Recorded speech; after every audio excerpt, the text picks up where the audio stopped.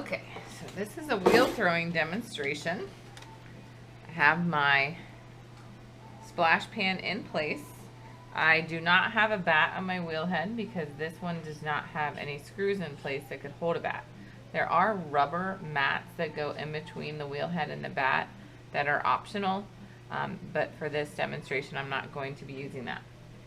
So I have my bucket of warm water. I'm going to place my towel over my legs, and I have 2 pieces of clay ready to go.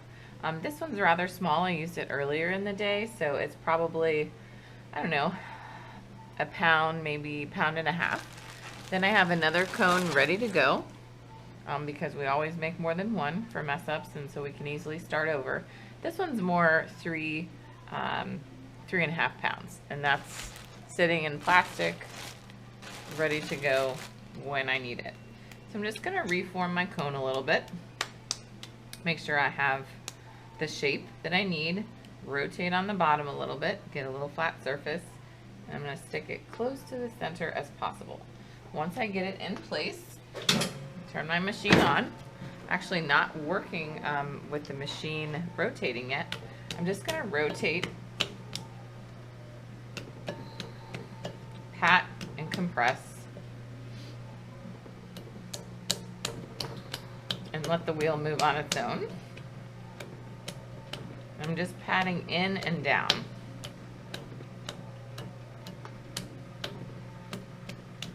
Just making sure that the clay is stuck at this point.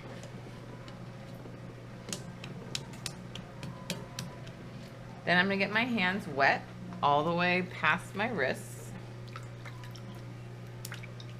Okay.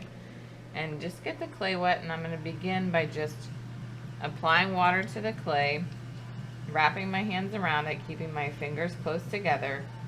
And I want to create a seam or a seal at the bottom. We also call that the skirt. And basically that's sealing the clay to the wheel head or to the bat if you have a bat.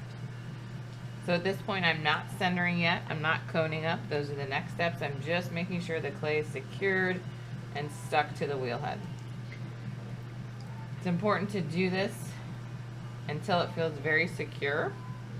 Check with your fingers to make sure you have a good skirt, or else the clay is going to come flying off the faster you go. So when you're ready, you're going to start squeezing, and this is the process of coning up. Try and have your elbows into your hips for stability, and you're leaning over the wheel, over the clay, and you'll want to avoid the danger zone, which is anything, if you're looking at a clock, picturing the numbers, anything 12 to 2:30, and then 12 over to 10:30. You want to keep your hands and wrists in the areas below that.